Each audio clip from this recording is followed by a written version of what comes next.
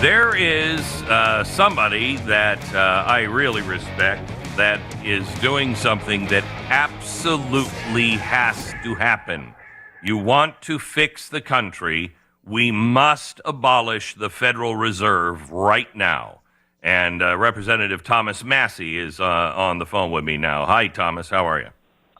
Hey, Glenn. Thanks for covering this topic. It really needs to happen. We're done nibbling around the edges. I've introduced a bill to audit the Fed for a decade, but we're past that. We've got to end it. Yeah. So explain to people what the Fed is and what it has been doing lately. It's our central bank, and it has nothing to do with the federal government. It is a private corporation, correct? Yeah. Let me just explain what's happened under Jerome Powell. And I hate to pick on him, but he's the Fed chairman right now. And under him, we've seen 25% of the value of the dollar disappear. Meanwhile, during COVID, the investment bankers and the Wall Street bankers had their best year ever in 2020. And we had 7% inflation during COVID, thanks to the Fed. They are, and then let me just tell you about Jerome Powell's background, because it's indicative of the kind of people that work there. He started out as an attorney, and he got into investment banking. And then he went to Treasury. And then he left Treasury and went back into banking, and then investment banking. And then it was Barack Obama who put him on the Federal Board of Governors. And then it was Trump who elevated him to chairman. And then it was Biden who renominated him. This guy is the uniparty person who makes the investment bankers rich and everybody else poor in this country. But it's also, people need to understand, the president can't just nominate anybody or appoint anybody. The Federal Reserve, so all of the, 7 or 8 banks, the biggest banks, we are not even allowed to know who they are, which is incredibly un-American and leads to all kinds of corruption. They get together and they say to the president, here are a few names that we'll accept. You pick from one of them. Right? And then when that guy takes the job, who do you think he goes out to have dinner with every night? I mean, there's this argument that we want our monetary policy to be independent of Congress or the executive branch. But it's a falsehood that it's independent right now. It's not independent at all. I mean, Jerome Powell lobbies Congress and the White House to engage in more fiscal stimulus. So, and then they're working. I mean, when the Treasury gets their debt monetized by the Fed, do you think that's an independent thing? No, that's a carefully orchestrated dance. And that's what they've done here recently. There's 3 ways you can get money for the government to spend. You can either tax the people and take the money back, or you can borrow the money, or you can just create it out of thin air. And what they did during COVID is they created trillions of dollars out of thin air. And this is, Congress is to blame as well. Congress spent those trillions of dollars, but it's the Fed that enables it, and it's the Fed that pulls it off. And it's also the Fed. This is what kills me. They said that, in 2008, these banks were too big to fail, and we have to stop that.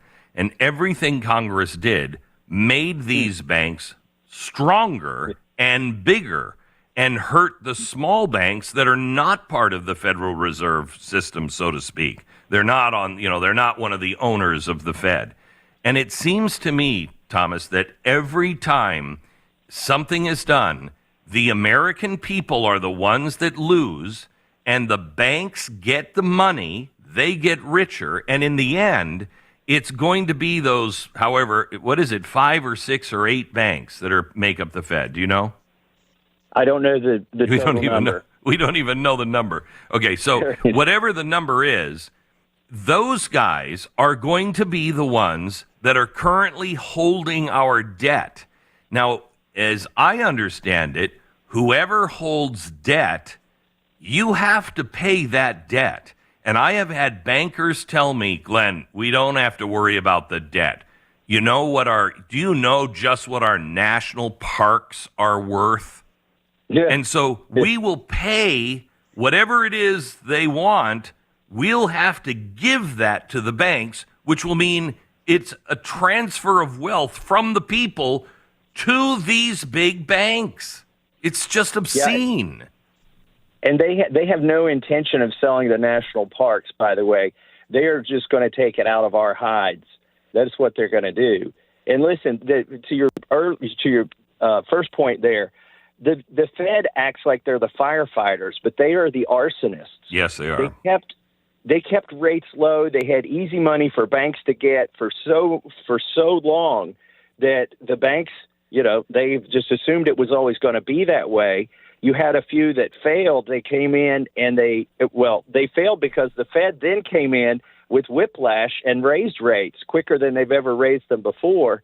And then the banks were kind of in this one model. So then the Fed comes and does triage on them. So the Fed starts out as the arsonists, then they come in and they do the firefighting by raising interest rates, and then they go in and bail out the couple of banks last year. So they're causing the problems that they come in and allegedly solve. But I think we're almost to a point now where they're running out of levers, or the rubber bands that attach their levers to our macro economy are stretched as far as they'll stretch, because right now they're not really in control of interest rates. They might like to think they can lower the interest rate to stimulate the economy again. But the problem is when they put treasuries out for auction, the sovereign, funds, the other countries that oftentimes buy our debt, said, you know what, at 4.5%, I don't think that's a good bargain. I'm not going to buy those. I need a higher interest rate. Would you honestly, if you're in charge of a bank or you were making loans as a private individual and you had somebody who came in and ran their life the way our Congress runs our country, what kind of interest rate would you demand from them that you would think it's worth taking the risk for that? Yeah, I don't think. I mean, it would be easy in the double digits, and most likely in the mid double digits for me. Yeah, and the other thing is then we try to inflate our debt down. In other words, we devalue our currency, so it changes the impact of, let's say, the nominal price of our debt in gold, if you could find some outside reference. So the Fed and the Treasury kind of likes inflation. It kills the little guy.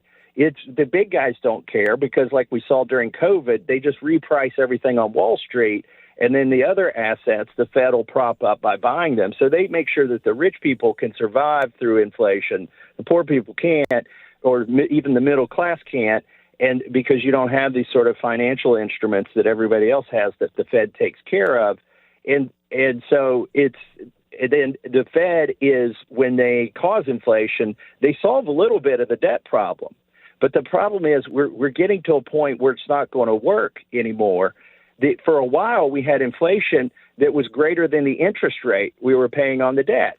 So you can see, actually, if people will take your debt at those low interest rates and inflation is that high, you should probably take on more debt. I mean, right. I hate to say it, but they're wising up in the rest of the world. Now, here's something else that happens. The U.S. dollar is the reserve currency. I mean, we've mucked with it, but not so much that people don't want it yet. Yet.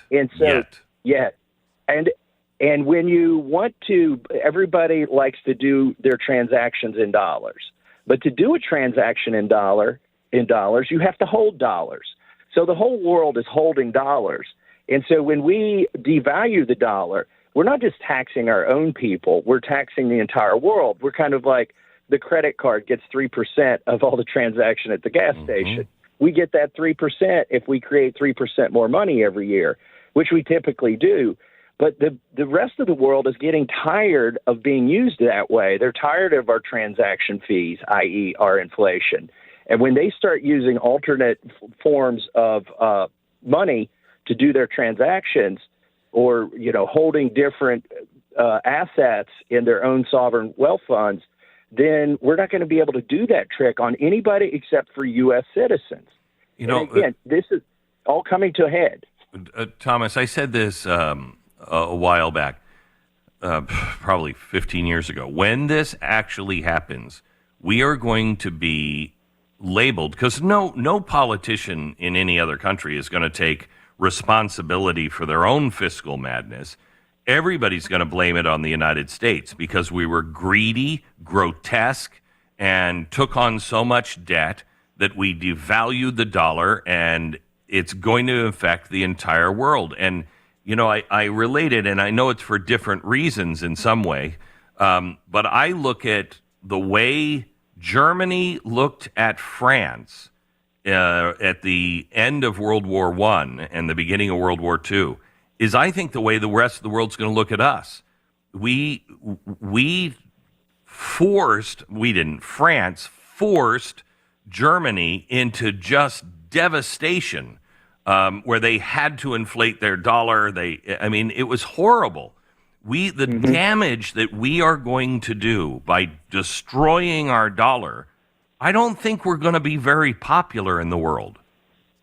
No. And then somebody says, okay, they've been asking me, what if you get rid of the Fed? What do you replace it with? That's like saying, if you take out a tumor, what do you replace the tumor with? And then the serious answer is we go back to stable currency that the government can't manipulate.